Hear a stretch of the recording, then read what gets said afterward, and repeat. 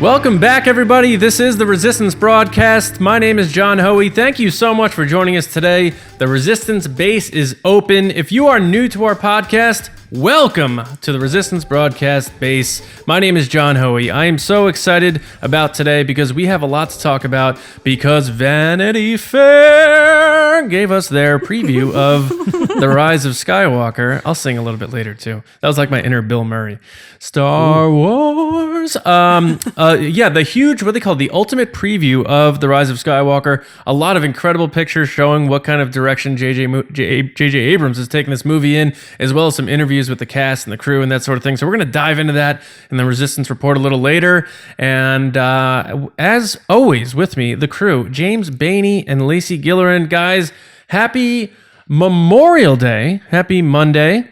Yeah. How are you guys doing? And are you ready to dive into this insanity that is the final Vanity Fair issue of the sequel trilogy? Not currently, because currently I'm out at the lake. You know what I mean? It's Memorial Day. Yeah, I got a cold one, and by cold one I mean regular Coca-Cola, and some hot dogs. I am stoked on this. Lacey, oh my God. Are you ready to talk about some photos? Yeah, I'm in such a good mood from hashtag Make Solo 2 Happen Day. Oh, man. But I am ready to talk about these photos because I feel like this past week has been a very fun Star Wars week, which is seemingly rare lately, but it's been super fun. And I can't wait to talk about all the Kylo photos because we got several. Yeah. Well, we got a lot of photos. I love, the Luke one with R2 and that sort of thing. We finally found R2. How about that, guys? But yeah, real quick, we posted a video a couple days ago, I believe at this point now, thanking you all for participating in hashtag Make Solo 2 Happen. So if that did bring you to our podcast, then welcome. Basically what we do here is a big mix of awesome stuff, which is dive into the news, speculate on stuff. We have fun segments, fun games. We also do discussions, a lot of crazy stuff. So you picked the right podcast because we have a good time here at the Resistance Broadcast. So thanks for joining us. And if you're used to seeing us and listening to us and watching us, then you're probably like, come on, John, get on with the podcast. Then I will. Let's go. All right. So what we do typically first on Monday is hop into our poll results. So let's do that right now. And this week we had asked you guys, do you think the third Disney Plus live action series that Disney CEO Bob Iger mentioned will be the Obi-Wan Kenobi series that we had reported on over at StarWarsNewsNet.com. And it was a whopping winner here with about 70% of the people saying yes, the third series will be Kenobi. Ewan McGregor is coming back, and only 30% said no. So James, Lacey, 70% to 30%. Do you guys think the third series is Kenobi? And what'd you think of how everyone voted?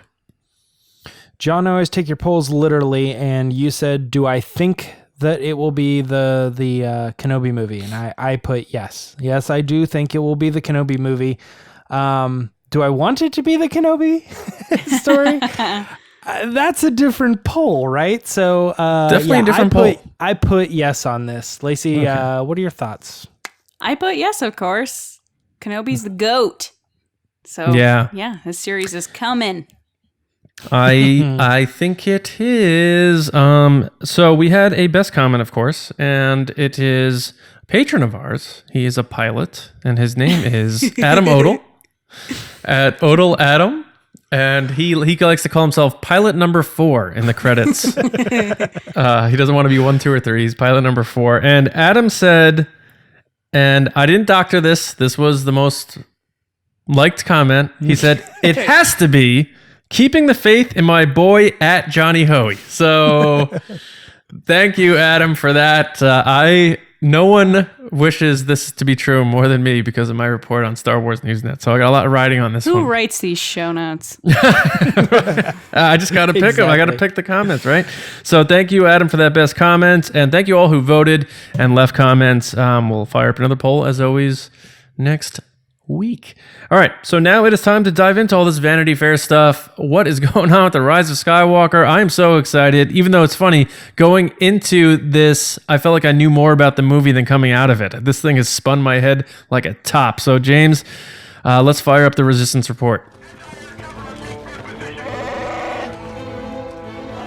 It's the Resistance. All right, I don't think I have to say a whole lot here because number one, we've already kind of talked about it on this show about the report that has happened. We got lots of pictures, lots of photos. Not to mention, if you're a Star Wars fan, you probably already saw this and you probably already deep dive into every single one of every word that was coming out of, the mouth of John Boyega, Kathleen Kennedy, Daisy Ridley, Oscar Isaac, Anthony Daniels. It went on and on. If they're in the movie or if they almost even have anything to do with the movie, they were talking about it.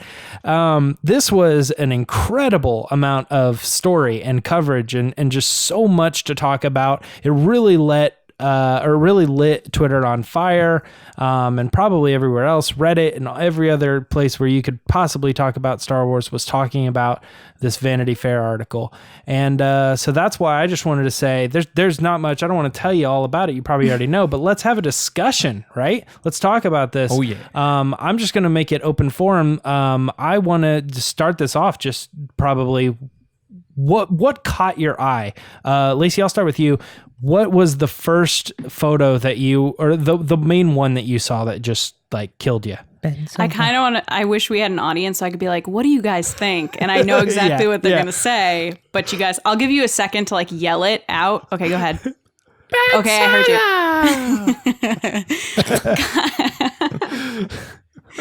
Anyone without a driver! Obviously, it's Kylo Ren, guys. Yeah. That shot of him in the desert is beautiful with the sunset and the landscape and everything. Someone pointed it out. It actually looks like the back of the box of the Forces of Destiny dolls. It's like the same exact backdrop, which is very interesting. But no, it's beautiful with like the wind blowing through his like puffy hair and like he's somehow with Rey. It makes you have a lot of questions. But also the shot of them fighting in the water, rain, sea shot, which I think is the Death Star. Some people were like, what about the Falcon? I was like, that doesn't look like the Falcon. Right.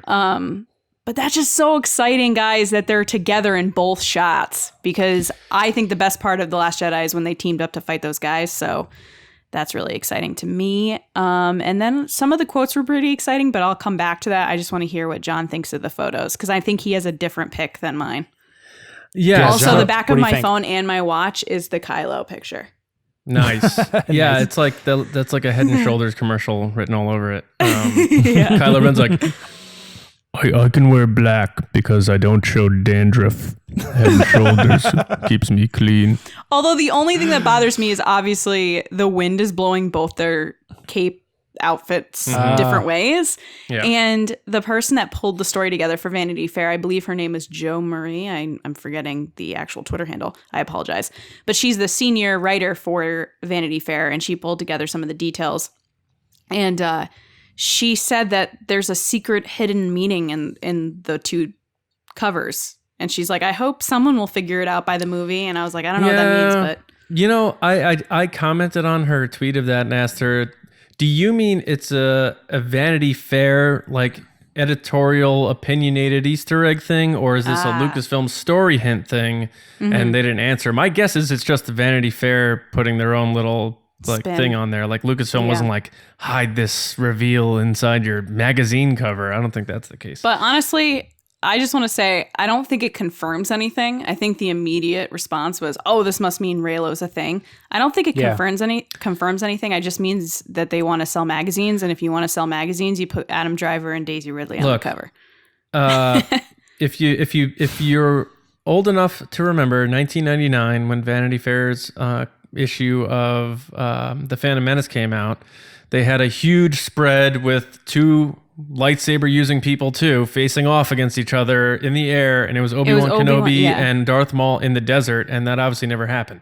So a lot of this has to be taken with a pinch of cinnamon. You got the Phasma shot from Takodana, which is a beautiful shot from the Vanity Fair cover of The Force Awakens. I think, James, you'd brought that up a couple of weeks ago on the podcast. I brought it up. Or you did. Someone did. We cover a lot of things here. And well, I stupidly said it was in the trailer, and you were like, no, it was not. And I was like, oh, it's a picture. Yeah, and that didn't. I thought a fake version of it was a real version of it. Yeah, the one without her helmet on. Yeah. And either way, that didn't wind up in the movie, obviously. So we have to keep that in mind. I feel like every year a new Star Wars movie comes out, we get lost in that. We're like, what I'm seeing is real and it's happening, and we gotta sometimes realize that some of this stuff may not be legit. Now, having said that, my favorite photo is Luke in his robe next to R2 with a lot of fire around him. Smoke. And the look of Luke there, he has his glove, and our old buddy Pat Covey pointed out that it looks like one of his previous stances, and even his glove and how his hand is positioned looks literally verbatim from a previous Vanity Fair issue. So it looks like they may even be piecing this together in an editing sense. But either way, to me, this looks like they're representing, anyway, a flashback of Luke during the time after the fall of Ben Solo to before The Force Awakens. So because R2's with him, he's got his glove, he has his white Jedi robe, he's got his long hair and his beard, so I think it takes place in between that time. I'm not saying that photo means it's right at the temple scene, because a lot of people were like, it's not the temple because he has short hair then, and you're wrong. I'm like, I didn't say temple, I just said flashback. And I think what this might mean is that it's giving us Luke Skywalker, this is how they're going to give us Luke Skywalker in this movie, with heavy doses of flashbacks, because while I'm down with Force Ghost scenes aren't very long. Even when Yoda popped in The Last Jedi, he was there for about 2 minutes. So if you want the Skywalker, our hero, Luke Skywalker, to be in this movie, The Rise of Skywalker, I think the best way to do it is to do a little Godfather 2 action and give us flashbacks of Luke, maybe throughout the film, or even in one chunk or something like that. So I think that's their way of telling us that we're getting flashback Luke, not meaning that one shot that we saw, although it's beautiful, and our patron Don did an unbelievable job animating that thing. I think it's their way of telling us that that's where we're going with Luke in this movie. What do you think? Well, number one, I think it's no surprise that they use the fire and the smoke to cover up where he is. I think that's important. There's a lot to be taken away. You start to look down at the shrubbery and you're like, okay, was that on, this place and stuff? One thing too is the fact that he's wearing what appears to be the ceremonial outfit. So he was wearing that when Rey showed up, but that's only because he was right about to burn down the library, the tree library. And then he wore it again when he was actually, walking over there to burn it down and stuff. So that is kind of like an outfit he wears for a special occasion. He wasn't just a good burning. Yeah, just a good burning. Casual burn. Yeah. So I don't know. I mean, that is definitely something that we could talk about. I want to mention my favorite photo, and I love a lot of these photos. There's one in particular that I'm like, oh my God, that is a masterpiece of a photo.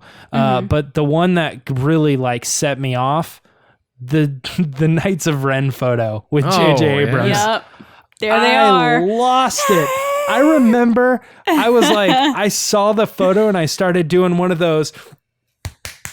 So I was like so pumped. It's just so funny because we had just talked about this and I was like, where are the Knights of Ren? And JJ's over there like, heh, gotcha. Yeah. This was incredible because I'm sitting there looking at this and I'm actually thinking, I tweeted about this too. This is the best photo we've ever gotten of these characters. Yes, it is. They were in the first movie, but they're far away and it's rainy, dark and there's rain everywhere. And I'm like, you can't really even see them. And then almost nothing. We've seen these weird leaked photos. We've seen stuff from books, but they're not really close and they're kind of sketched and stuff. And right. I was just like, this is great because this to me goes to show that he is, that's the one. J.J. Abrams is saying, hey, this is a thread that I thought maybe somebody else would pull and they didn't. So I'm going to pull it. I love that he's in the photo with them too. He's like, these my boys. Or girls, I don't know yet. I don't know. Don't jump to conclusions. That's JJ saying, can you see I'm a hands-on director. I like to work with my actors. Yeah, and one point I wanted to make too about this too is that they originally put, yes, we can confirm that is Kylo Ren mowing through the Knights of Ren at the beginning of the trailer, and then they went back and they said, "Oop, we didn't mean to say that," and now everybody's like, "Did you not mean to say it because it was a mistake and it wasn't true, or did you not mean to say it because you weren't supposed to say it and that is true?" I don't know. It became this big question. Yeah, they also mentioned that they were part of a darker organization that we would learn more information. I was like, what? I think, and there was one other thing that Vanity Fair kind of messed up on too. That they, I forget what it was. If I remember, I'll bring it up. But there was one other small thing. Was it in their article, or was that somewhere else where they were like, General Pride is Hux's dad? That was other people were saying that, but it's not. His dad is Price. Oh, no. Did they get that It was after the fact. The person who wrote the article did some sitting down, like a what we know from the AMA, Vanity Fair. AMA, yeah, on Reddit. And on that it said there's some fan theories going around that say it might be his father. And then he doesn't comment on that, and I'm like, who's saying that? No one's saying that. I think there's two things to this Vanity Fair thing. One, first of all, Annie Leibovitz and the gentleman who wrote it, I forget what his name. Grossman. Lev Grossman. They fantastic job. Like the amount of time, months they go into putting that together is incredible. And Annie's photos, legendary. When she goes to these sets, everyone always talks about how unbelievable, and you could see it right here, how incredible they are. Mm-hmm. That said, these side pieces that are also added with these things are editorialized, so they inject opinion into those. So then you hear things like, "We hope Kylo Ren finds the light," and then people are like, "Well, Vanity Fair star-crossed lovers." Yeah, so Vanity Fair said it, so that must mean it, and then it just turns fans crazy. So if you stick to the main article and stick to the facts, then that keeps you on the straight and narrow off the speculation. Leave the speculation for us nutbag fans, is what I say. But can we talk about the video that they released? Because I feel like that's all fact. I just have one more thing I want to say about this photo. That someone else pointed out, that one of our patrons, Todd, pointed out that one of these weapons of the Knight of Rens are holding the same exact weapon or same exact model of weapon is in Dryden Voss's trophy lair in Solo. Mandalorian armor. How do people point that out? Like, I look at this photo, I'm like, there's They're wearing four Knights of Ren in this photo. And people are like, look at that weapon. It's the same one from Solo. I'm like, how do you do that? It's unbelievable to me. So what do you guys think about what that is? What's going on? I don't know, but it's crazy because, as you know, Dryden Voss is a collector of sorts. Yeah, which he's I got feel Mandalorian like armor. Disney loves these collector characters, from that guy in Guardians to this guy. Right. But like he has all this stuff and all these weapons and all these suits of armor. It's like, so he killed that person that he took it from. So crazy speculation here. Kira's connected to Solo. Does she eventually at some point give some of those articles to Han? And then Han in turn gives them to Ben?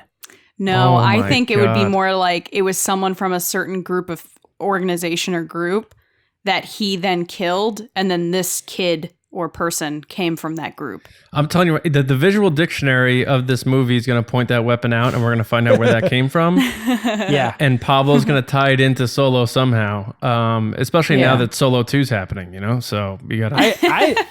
I know I just thought of that, but right now my brain's going crazy with the last known owner of that piece of equipment was Kira. Yeah. Yeah. Coasting off to Dathomir. With a sad look on her face. Very sad. She closed the blinds, and she's like, "Goodbye, Han." So guys, just because, there's too much to talk about, but Zori Bliss joining Daft Punk? Zori Bliss, that was, so James tweeted out a photo of Zori Bliss next to Daft Punk and said new album coming out this December or whatever. So fun. That is a cool name. It's a very Star Wars-y name. Zori Bliss. Now people are like, is she bad? Is she WWE. Good? Or is she like the middle of the road type of person? And then you have people obviously have to do it. Is she related to Rey? Yeah. Are we done with this, guys? Guys, are we done with the Rey's mom thing? You know what would be Please. kind of cool if this Zori Bliss character was like a cool character, but Kerry Russell never removes her helmet. I think that's how it's going to be. I don't think you're ever going to see beautiful her. as she is, like one of the most beautiful women on the planet, and she just keeps the mask on the whole time. I don't think you're going to see her face. So like I a think she's Phasma gonna, situation. Yes, I think she's going to leave that helmet on the whole time. You don't think that they would kind of like learn from the Phasma thing? Because if she takes her helmet off, then she's Kerry Russell. If she leaves it on, she's going to be that character. She's always here's the Zori question. Bliss. For this movie, I'm not saying the same exact like role in the story, but is she the Phasma replacement for this movie, for a movie standpoint? I think she's the Boba Fett, the bounty hunter, thieving guy that girl helps. What is she thieving? So is she involved in the MacGuffin that they're looking for? Like, well, the picture, she's in the thieves' quarter, and I think the article had stated that after the Republic fell, things have gone a little crazy. And she's in an area that can be very dangerous. I think that's a hint at where the movie goes, because they have to show up at that point. Maybe she's related to the Emperor. And maybe, and she's on that set that you said is the biggest set they've ever made. Maybe her name is Thieve Palpatine.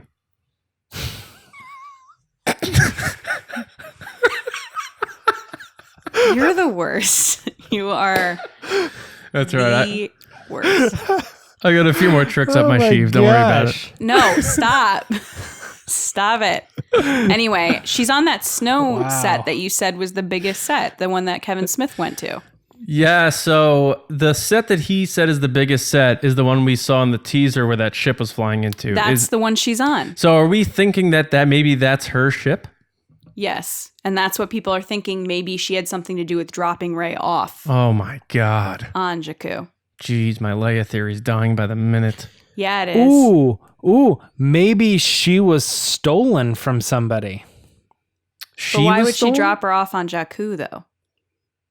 I don't know. Well, someone had made... Maybe she showcased some powers early, and they took her and sold her. Or someone paid for her to go away. Yeah, or something like that. Yeah. You know what's also interesting here? Everyone is joining the party on this Pasaana planet. Because you have Rey, you have Kylo Ren, you have Poe, Finn, BB-8, C-3PO, Chewbacca. Now the Knights of Ren are there. I'm sorry, John. I don't mean to interject, but you mispronounced Jakku. Oh, yeah. Okay. So, all right. I got to eat crow. All right, James. Go ahead. Have your moment. Go have your moment. Have your moment. It's not even about have your moment. No, go ahead. Okay, it totally is. Everybody's been saying it has to be either Tatooine or Jakku, and there's always a third Jedha in there or whatever, because why would there be another sand planet? And I was the only person who fought and said, it's gonna be another new planet. That's what JJ does. He gives you new. They want to do new. They're not returning. They may return to planets. I don't know. That's got to be Endor, right? But this particular one, I called it. I said it's not. You did call it's not one of these planets. You're right. You know, it is ridiculous, though. I mean, it's another snow and another sand planet. Because you know why? We don't know that it's snow. No, yeah, they said it's just there's sno on it. It doesn't necessarily mean it's like a Hoth. Cold, snowy planet. Yeah, it could be like New York City, you know? Still cold. But like I could see the casual fan being like, wait, so what? Is this the where Rey was? She's back where she was born? Rogue One? Or is this where Luke was? Or is this Rogue One? No, they did that for Force Awakens. They were like, "There's no way that's not Tatooine." Now they're doubling down on the craziness, though. Yeah, but so all this means, and this new planet Pasaana, and the new planet Kijimi, right? That's what I call it? Yep. Kijimi. This makes me start to really believe now, which I was a little skeptical about, that is going to be a revisit of Endor later or whenever in the movie, because you don't want to bring in all these familiar planets. So they got the two new ones that we know of already. So then maybe the familiar one is Endor, the forest moon of Endor, or wherever the Death Star landed, whether it's another moon of Endor or something else. And So at first I was very skeptical of that. So do you guys think it's definitely Endor or another moon of Endor or something like that where the Death Star shield landed? Yeah, I mean, I don't see any possibility of them being like, no, it's not the one with the Ewoks. It's the one to the left of the Ewoks. Then what's the freaking point? Like, I don't know why they would do that. And I feel like a lot of people are really sticking to that. Like, well, we don't know. It could have, that was like the sanctuary moon. So it could have got pulled towards the gravity of the larger planet. And I'm like, no, I just don't, nothing about that makes any sense to me. Right. And to have that forest, Endor, you have to have a water. Endor. Right. And to have that forest, you have to have a water source. So it makes sense. Yeah, we uncovered a while ago. There's in Return of the Jedi. There's a few shots that you can see that the planet clearly has large sources of water. So I don't think that's a question in my mind that could possibly be. Although it does say we recently discovered that there's something along the lines of that the rebellion put up a shield around Endor to block it from the debris and all that. And I was like, oh, that's really cool. Does that mean that, like, because there's a shield up, it couldn't pass through? So they're like clarifying that it's not Endor? I don't know. Yeah, it's weird, it's we'll very find out. It's very interesting that they tweeted that out. I don't know if that's like one of those things where we could be like, well, we explained it. See, right. But I don't know. There's a lot to get into here. What I was saying about Pisana, I don't think that's the end of the movie necessarily, but it could be because, like we had talked about, that's when Oscar Isaac may have left the shoot. I think the water thing is the end of the movie. I think so too. So that means there's some kind of big battle on this desert planet.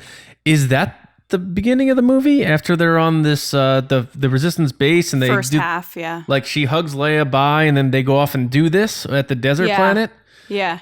Yep, and that's then what I would think. Everyone's there. Rose is there. Like everyone it appears to be there. So it's going to be big, whatever it is on this planet, which means we may get, like we speculated here, multiple lightsaber duels between Kylo Ren and Rey. There may be one here in the desert with the TIE fighter thing, and then there may be one later on top of the Death Star debris in like that ocean, or even like they're underwater with their lightsabers. It's going to be nuts. It's going to be crazy. But yeah, absolutely. I'm excited. Can we talk about the video? Yeah. What do you want to talk about? So the funniest thing to me in that video, so it was a beautiful video as usual. It's high quality. Was Chill Bro JJ with like his hood up, just like chilling in the desert, and he gives this like awkward handshake to like, yeah, welcome to my set. And I'm like, what is happening? And I can't stop thinking about it. And I'm curious if people think the same thing. Lacey's loving her Chill Bro JJ bit that she invented. It's not a bit. It's weird. Look at every other picture of JJ and then look at that picture of JJ. Yeah. It's not the same JJ. Do you think JJ had edibles that morning or something? Is that what was going on? I don't know, but then you read the interview and he's like, I'm going a different way with this one. And you're like, what way are you going, JJ? And then he has like a coffee cup in his hand that's black and he's wearing a black hoodie and then he's hanging out with the Knights of Ren. Like maybe he thinks he's a Knight of Ren.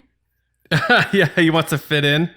It is odd. I was thinking, is it hot there? He's wearing he's in the desert and he's wearing a black hoodie. Cup of coffee? I was like, what's going on here? And then there's other pictures with like them holding an umbrella over Anthony Daniels. And I'm like, yeah, because it's hot. Or is it? They actually recreated to scale all of Wadi Rum inside of the Cardington air sheds in England. Could have done it, probably. They're like, it's so cold in here. But I mean, the video is really cool. It obviously gives you behind the scenes moments with like Finn riding the horses with the new character Jannah, Rey doing the wire work with the big ocean splashing wave machines. Yes. Like it's nuts. Looks like Kylo may have the high ground. He might. The photo though of Finn and Jannah on those like I'm gonna say horses. That was the photo I referred to earlier. That I was like, that is a phenomenal masterpiece of a photo. Yeah. There's nothing wrong with that photo. Everything about it is perfect. They're like wild boars / horses / mammoths. You know what they are? Yeah. Oh gosh. What? So they look like a mix between horses and tauntauns. So I am officially calling them Hans. That's what you came up with? Hans? Yeah. Because a horse starts with an H. Yeah.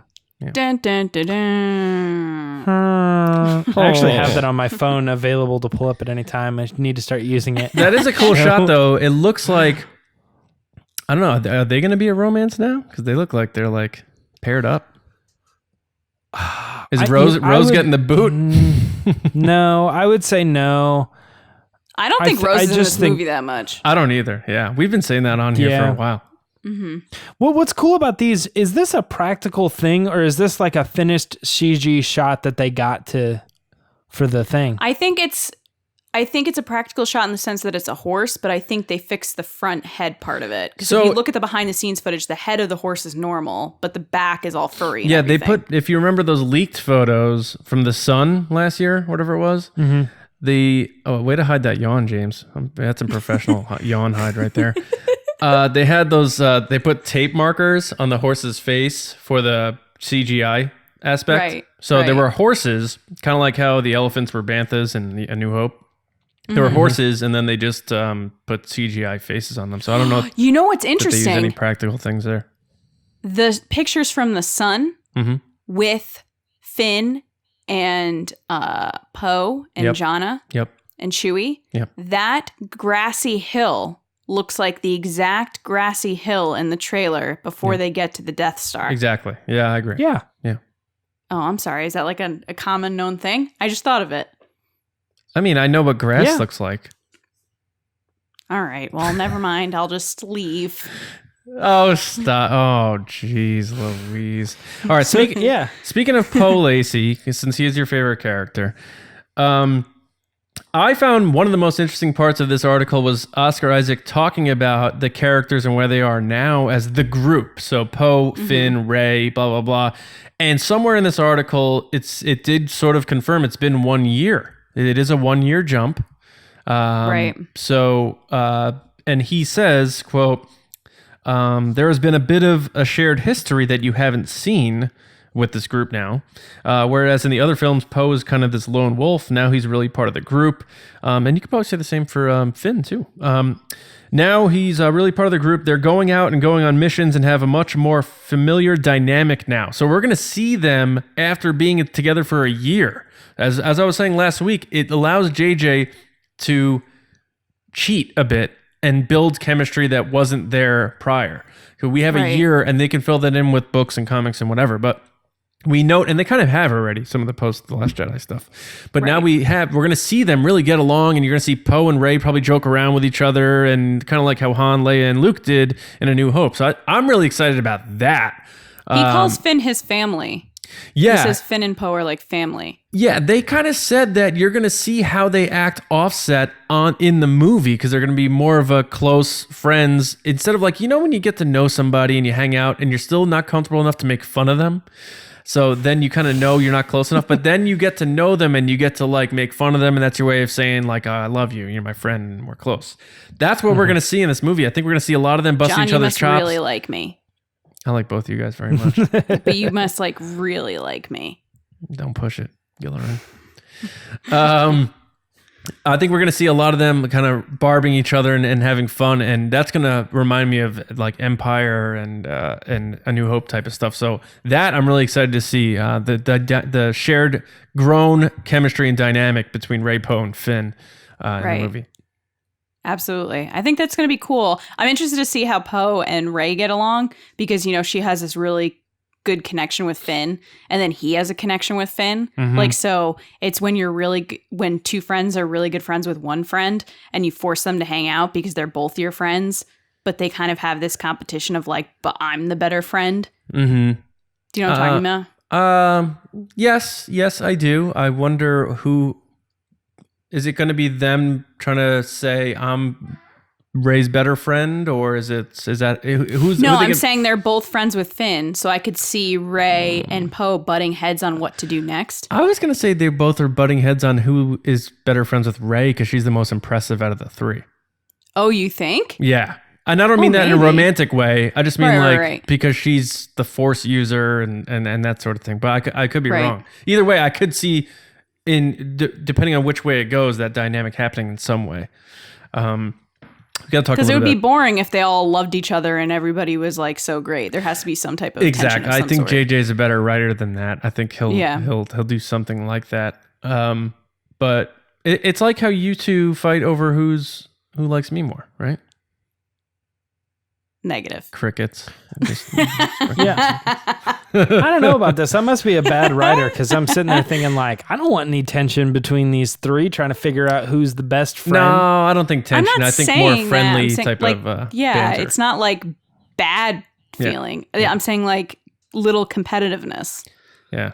Like, oh boy, there goes Poe again. Oh, Right, geez. like they go on a mission and she's like, we're going this way. And Poe's like, no, we're going this way. And Finn's standing there like, which way do I go? Yeah. Yeah, I can totally see that happening.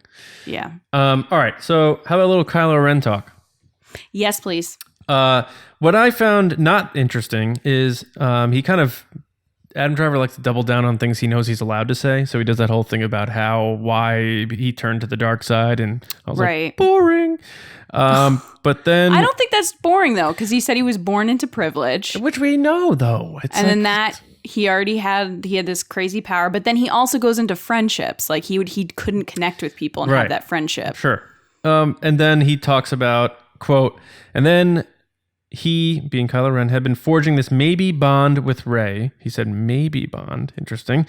And it kind of ends with a question in the air. Is he going to pursue that relationship, or when the door of her ship goes up, does that also close the camaraderie that they were maybe forming? So he selects very choice words there. He says maybe, and he uses the word camaraderie. So I don't know how he's looking at that. It's obviously asking the question that we asked as soon as we stopped watching The Last Jedi. So right. What are your thoughts on that? Is this just Adam Driver kind of dodging the meat of the question? I think it's one of those things where he's handling the question because he knows he's going to be asked this question a lot. But by saying camaraderie, he's not admitting or denying a romance. Because at the end of the day, they have to sell this movie, and Disney's probably like, look, we're not going to tell them if it is or isn't, but if you just give a word like this, they could be taken either way. But I do find it interesting that he said that they have a maybe bond. I'm like, what does that mean? Yeah. To me, like you take a word like camaraderie, and I think in general use, you would be like, oh, that means friend. Mm-hmm. But then like if you called your girlfriend comrade, she'd be mad about that, but then you would probably be able to like swing it back and be like, I meant like in the sense that like you get me, we're close. Yeah, like we are together as this bond, you know what I mean? So it seemed like if he was trying to avoid the romantic aspects in the movie, he would choose his words to say something that was like more friendly. But then when you look at it on the surface, he's clearly just saying they're friends, you know? Right. So. And at the same time, you have Daisy Ridley talking about basically the same question. And her response was that Rey can't understand where he was coming from. And her response was, you had it all. Why'd you throw it away? Like you had a family and had all these things. Like, why would you give that up? Because I'm looking for that. But at the same time, you look at the covers and they're very romantic looking. Like it's a sunset and it's orange and pink and... Come on, John. You look at that and you see romance. You don't see camaraderie. I didn't see romance when the same thing was like Qui-Gon and Obi-Wan, and I'm like, oh, there's got to be a relationship there. Look at them standing. The color in the sunset. choice is very interesting. That's all I'm going to say. Why is she holding her stick that she beats people with then? She looks very sad. She doesn't look angry. I don't think she looks sad. But she does say, and the quote that, the other quote from Daisy Ridley is... talking about the teaser and that sort of thing. She said, quote, it's nice having that shot at the beginning of the teaser because I think it's quite a good visual representation of where Rey is now. Confident, calm, less fearful. It's still sort of overwhelming, but in a different way. It feels more right, less like inevitable, and more like there's a focus to the journey. So she is confirming that Rey is way more controlled with her powers and confident in her powers. Trained, and it's not the whole training thing is kind of almost done here. So now it's just get down to business and do your Jedi thing here. It's almost like when we left her, the last thing that had impact on her life was Kylo saying, you're nothing. You're nobody. You don't belong in this story. And to hear all the quotes about where we're kicking off episode 9, now it feels like Rey is like, you're somebody, you are someone, you are important to this story, you belong, kind of a thing. That's the setting, the tone that they're trying to give with her being like calm and ready for, this is your fight now. Oh, okay, cool. So I'm part of this. This belongs to me. And like she said, she found her family finally in this group of people. So she's no longer looking back at, I'm waiting for my parents. Her family is Finn and Poe and Leia and all these people Chewie, now. yeah. And she said that at the Weird. panel too. It's like there's no reason to go back to Jakku. Yeah, shut you down, Beanie. You get one and you turn into a monster. You got your minute. Right. You got it. I got my You're a monster. So Kathleen Kennedy talked briefly about why making Star Wars movies are different these days, and I have to agree with her.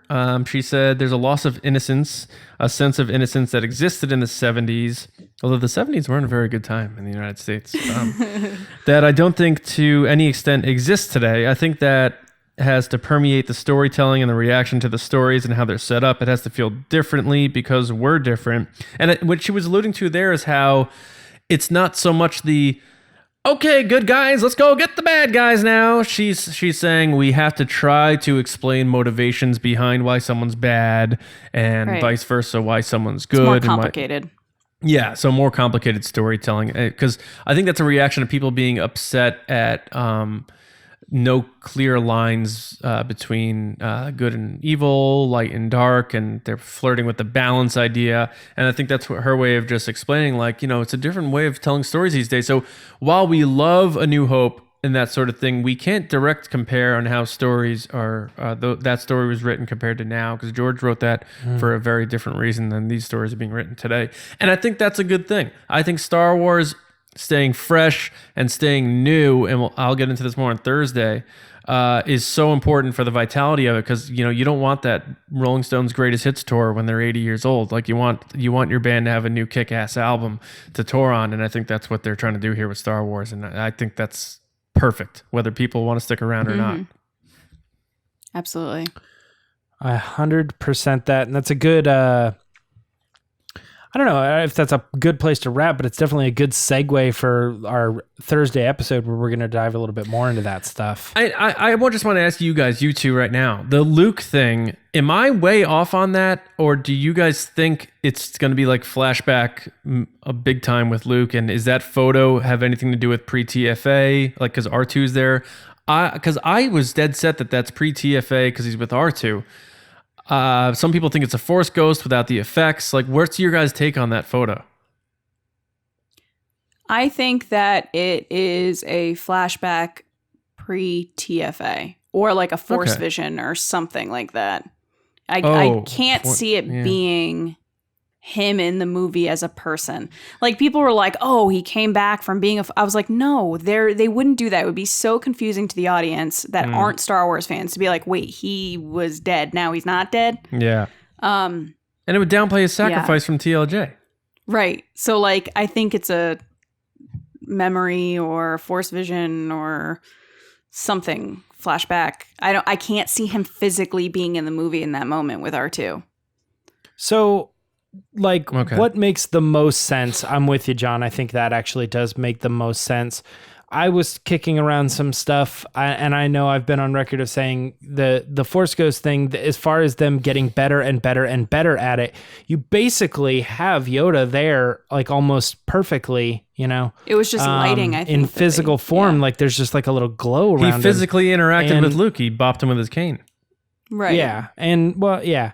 So you have that, and then you also have like other stuff in canon that is more like, oh no, like they're really there. So I was kicking around some stuff that's like, I think there's a possibility that he could legitimately show up in physical form and have Rey be like, you're here, you're back. I don't know how to explain this. You can come with us. You can do this and help us win this war. And him say, no, this is your fight now. Okay. I can do this. I can be here, but but we've taught you everything we know, there's nothing more.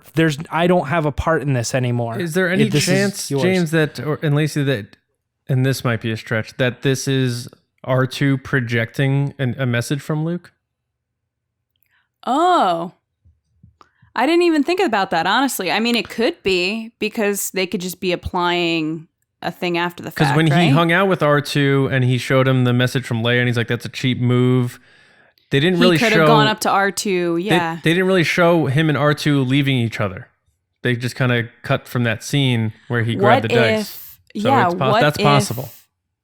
I don't think so, guys, because his thing comes out of the little, hole. I'm just saying that's an option. I'm just tossing that out there. But. And he's pointed the wrong direction for that. I also kicked out, and I don't mean to cut Lacey off, but I also kicked out, and this is a weird one, is that he could be taking her through a Force vision, like Christmas Carol style. Like a tour guide. This happened. I don't like that either, but it's another thing on the table. So, all right. What were you going to say, Lacey? What was yours? I was going to say, don't you think we've run this down? Ah. Okay. Last thing I do want to say, that shot of Poe in the Falcon cockpit with Lando and Chewie that has to be a direct tribute to the first one from TFA, where that's Han in the captain's chair, then Rey, and then Chewie in the background. So I think that's cool. And we didn't talk about Lacey's favorite person in the world, Richard E. Grant, who is not playing General Smiley. I like being in Star Wars. He's playing... He's so smiley, and then they made him so angry. Yeah, he's I was like, wow. General Pride, Allegiance General Pride. So, or Allegiant General Pride. We have to clear the air here. Not Hux's dad. Hux's dad is dead via Phasma dealings. He had his dad killed. So don't buy into that if you heard that running around. But it's interesting that he's sitting in front of Hux. Like Hux is behind him. Yeah. I do think father figure would be a term more appropriately to this. I think this is someone that Hux would be like, what? General Pride is coming? Oh, okay. Yeah, it was he must have been in the unknown regions this whole time. Could have been, yeah. The draft folder. I think that there's a potential that he was like someone who maybe knew the Emperor personally, and Hux would be like, oh, what? You knew the Emperor? That's awesome. That'd be kind of interesting. Stuff. That'd be kind of he's a fanboy of this guy. Or like he's the Hux of the Emperor. Yeah, he is older, so he was probably around during the Empire. That's going to be interesting. Mm-hmm. He's the Hux 1.0. I just hope he's in the movie more than Kennedy, more than 5 bloody minutes. I know, he was so good though. That guy was Is he old enough to be? No, never mind. That's dumb. Because he's like, you have to think he's like what? 65. 60. So then you're saying 30 years between TFA and Return of the Jedi. So he'd be 30 something. Yeah, he was probably one of those guys on the deck of the Death Star 2 doing stuff, and he was probably around for the Empire. But he also has a fancier uniform than Hux. He has like this pleat side kimono thing. Yeah.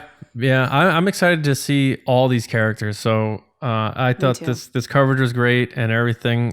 So I think does that wrap us up, James, on this, you think? That wraps us up on this segment of our show. We do want to throw it over to John for the Scoundrels Rundown. He's going to give a quick rundown of no other stories except for our own. Yeah. Are we punching it or no? Right. Let's punch it, John. Okay. In honor of #Make Solo 2 happen, on the count of 3, and Scotty J. Rowe, I know you're done with school, so you're back with us here.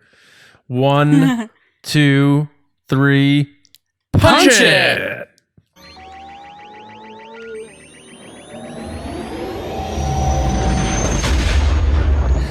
All right, guys. So again, not to bang the drum, but I don't have a lot of stories to go through here. I will tell you right now, make sure you go to StarWarsNewsNet.com because there's a lot of comics coming out, whether it's the Age of Republic, Age of Rebellion, all those types of comics. All Star Wars comics are always reviewed, as well as Star Wars books, including the Alphabet Squadron that's coming out soon, by our review team over at StarWarsNewsNet.com. That's Jordan, Kyle, and Yelena.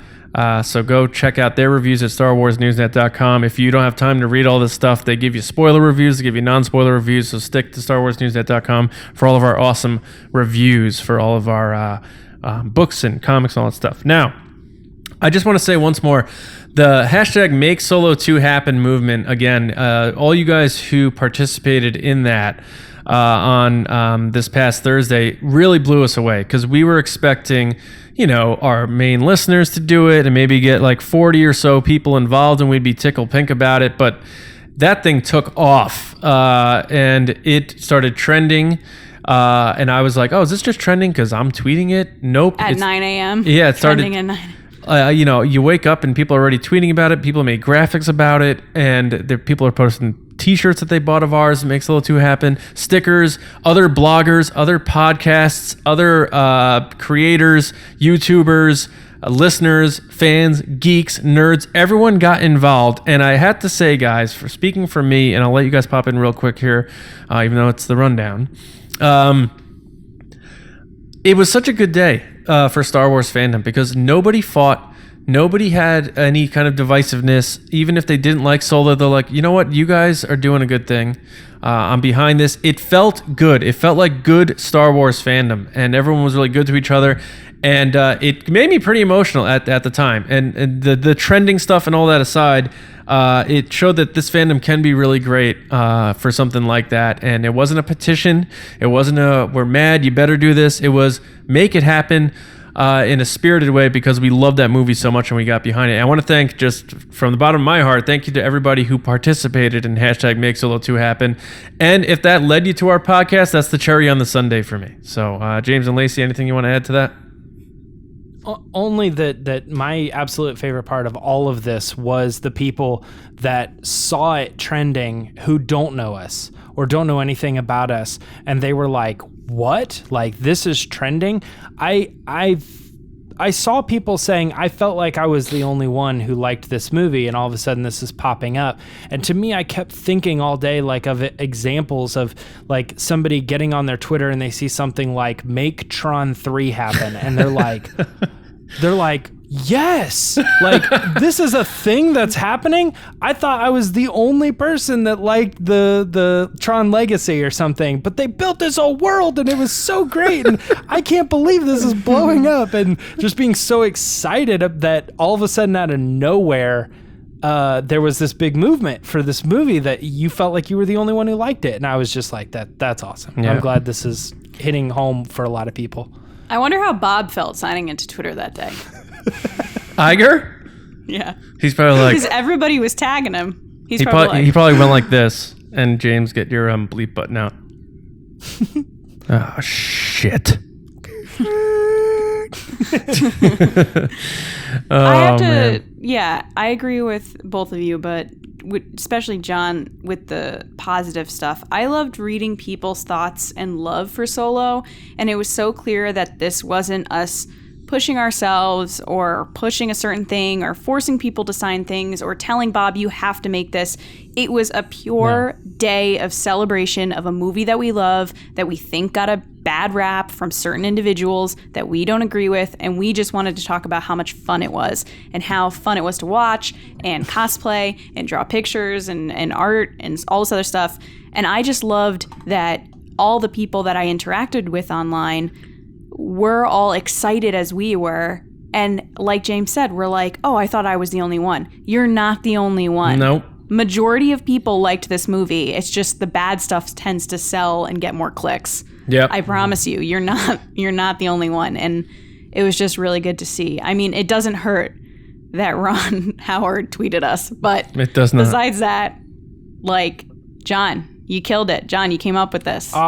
Like my favorite song from the band Seosin. You're not alone. There is more to this, I know. One of us.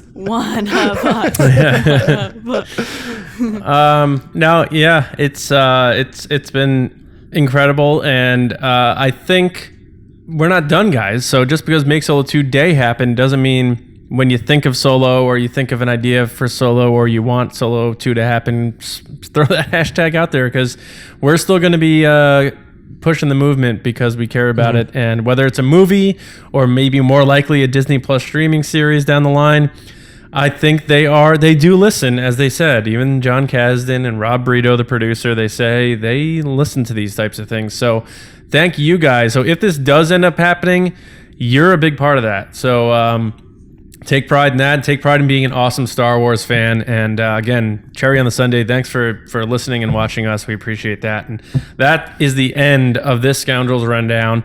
Now I'm going to send it over so we can hear from you guys. So I'm going to send it over to Lacey for this week's Ask the Resistance. So Chewie, whether or not you get to your sequel or not, get us out of here.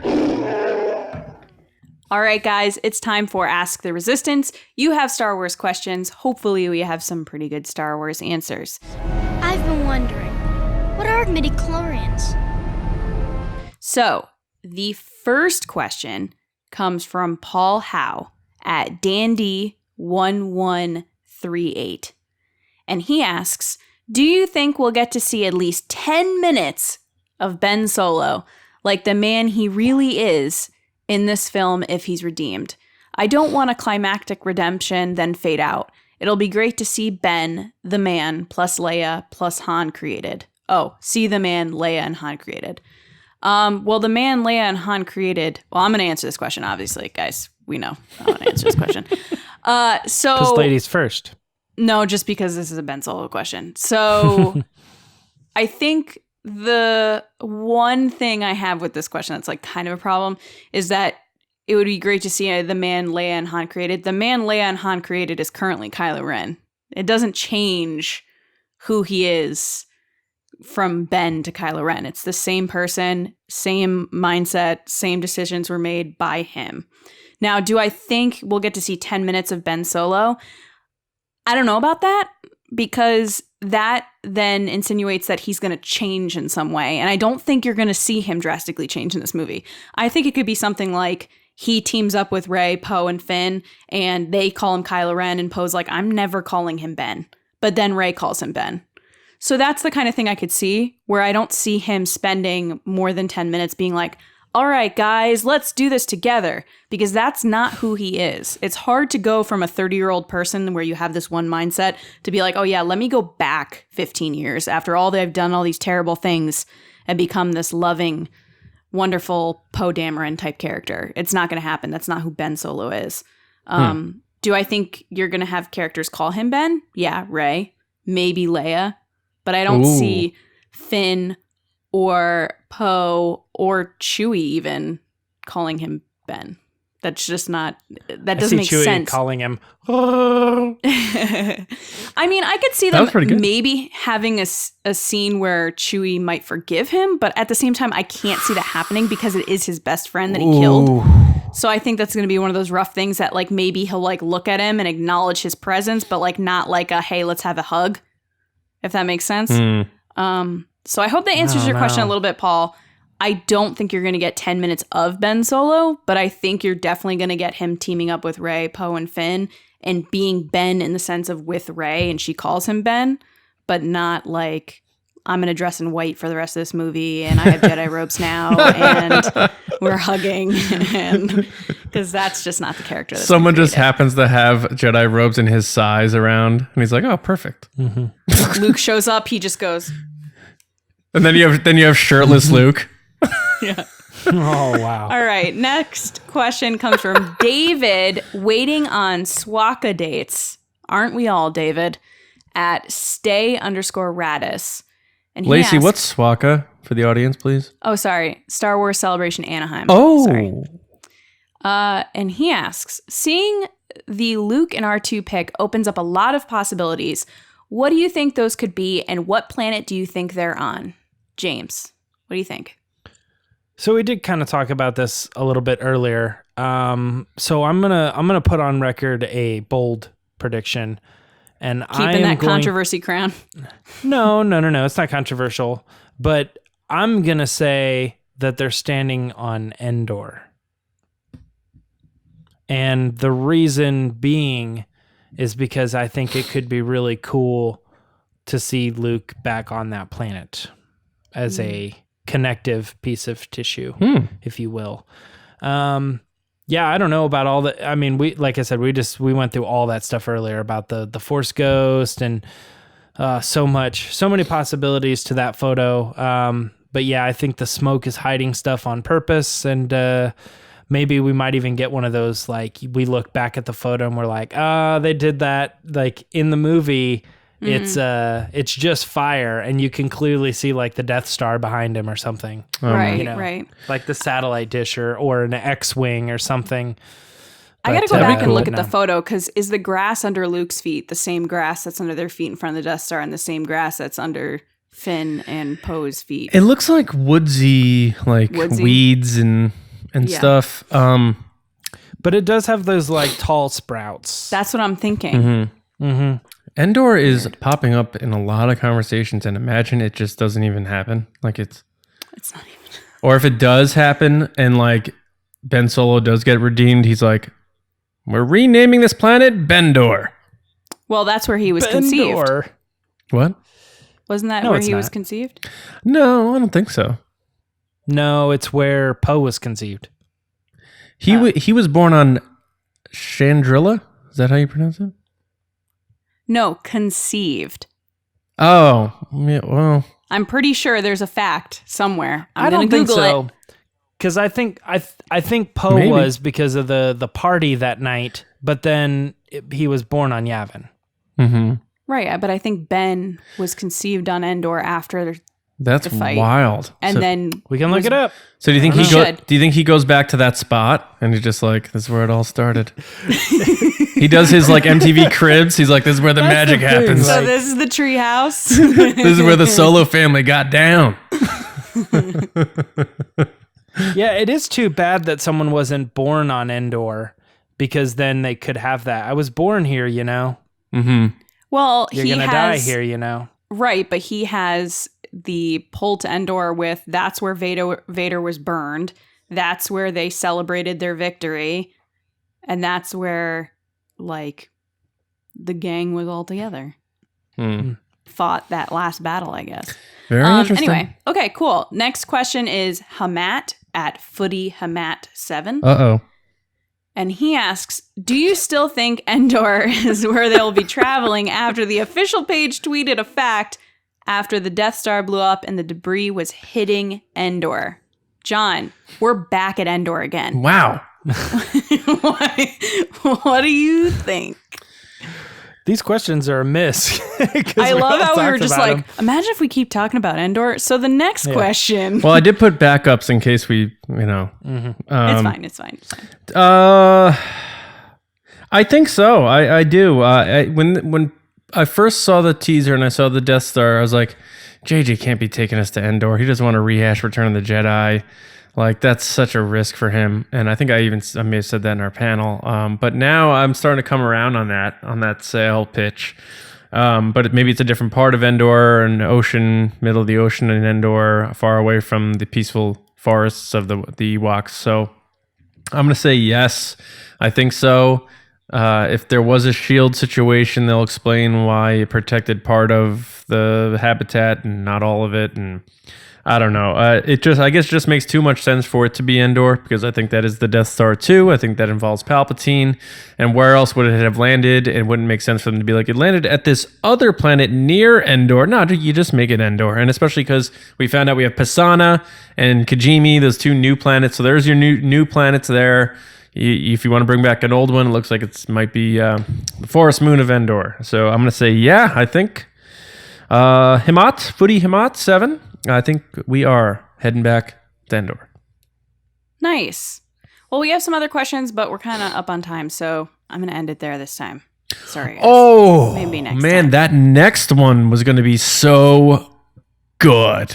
Oh, well. If you want to be on the show, make sure to follow us on Twitter at RBATSWNN and tweet your questions to us with #AskTheResistance. Every week, we pick some questions that are Star Wars based, and you could be on the show. We give you a shout out. We talk about your handle. It's a good time. John, back to you. All right, guys. I want to thank everyone for being a part of the Resistance. If you are new to the show, if you're old to the show, if you're old school, one of the OGs, whoever, thank you so much for listening, watching, subscribing to us, and whether that is Apple Podcasts, iTunes, SoundCloud, or Spotify. Thank you all so much. Make sure you do subscribe because we are a podcast that comes at you twice a week, every Monday and Thursday for free, as always. If you are interested in additional content for the Resistance broadcast, we do have a Patreon page. You can support us. You can start at $2 a month. That gives you access to our page. And tier 2 and above allows you to be involved in what we talk about on the podcast. And what we mean by that is you can submit topics for us to talk about on the show. As Lacey said with Ask the Resistance, we'll give you a shout out there, give you a shout out to your handle. And there's a lot of other perks and benefits. Go check out the page. It's patreon.com/resistance broadcast. We have a lot of content up there. James is starting to do these new This Day in Star Wars stuff every day, these new little snippets of the history of Star Wars on that particular day. I do a rumor review every week, and that's going to be ramping up. Lacey has a lot of stuff that she's going to be doing, and she runs the page for us. So go check it out. I don't know. We're very proud of the page because we want to be the most proactive and most content-driven Patreon page so you get the bang for your buck. And let me tell you right now, you can ask everyone else who's involved in our tier 3 and above. Our group chat is insanity and in the best way possible. So thank you. We also Shout out share to all a lot those of people. stuff behind the scenes. That is true as which well. People really enjoy. So Yes. like if we're chatting before the episode or after the episode, Yep. kind of like anything comes up that we really want to get more into, we'll just start recording and talk about it. That's what a lot of people like, is that they get those extra tidbits that you don't get on the show. And we got a Rogue One commentary coming. We do. Oh my gosh, I totally Yeah. forgot the craziness. It's been a crazy hit the week. goal, our third goal. Insanity. Absolute insanity. So thank you all for the support. Again, patreon.com/resistance broadcast. And if you guys who've been asking, if you're interested in Make Solo 2 Happen t-shirts or 40 of our other designs, James Baney makes just about all of them. Head to tpublic.com/user/resistance broadcast. Check them out. They have sales all the time. Wait for a sale. Pick up your favorite design and rock that stuff because we retweet the heck out of them if you tweet them at us at RBATSWNN. And last but not least, as always, of course, we are the official podcast of StarWarsNewsNet.com. I'm sure you've heard of the site already. Your one-stop shop for your latest news, reviews, editorials, information, and more. StarWarsNewsNet.com. Go there every morning. Get caught up to all of your Star Wars news and information. And that's where you can find me, writing over there, as well as on Twitter at Johnny Howe. And now, Mr. James Baney. Where can people find you? Oh, you're over there. Sure. You can find me at Myra Trunks, MIRAHTRUNKS, and tweeting a lot about Star Wars. Big surprise, right? Huge surprise. Huge surprise. Lacey. People can find me on Twitter at Lacey Gillerin, where I talk about Star Wars. Freddie Prinze Jr. said I'm all that, so I've peaked. Devin Sawa liked a tweet. Yep, Devin Sawa indeed like The 90s are back. No, you can find me there. See you there. Ron Howard sent us a smiley. Guys, thank you so much. We're going to be back on Thursday, and the reason why we didn't talk too much about J.J. Abrams, because we're going to be talking about him on Thursday. Thank you to our patron, Decline Awakens, Mark, who sent this to me, by the way. I'm going to unbox the mystery box Thursday. He sent it to all of us, but John's the one that answered, so. I took it. But we'll be back talking about J.J. Abrams and his process of making The Rise of Skywalker compared to how he made The Force Awakens. It's going to be a fun discussion. So we hope you guys enjoy your weeks, enjoy the rest of your Memorial Day, and we'll see you on Thursday morning right here with another episode of the Resistance broadcast. We'll see you around, kids. Have a cheeseburger for me. Bye.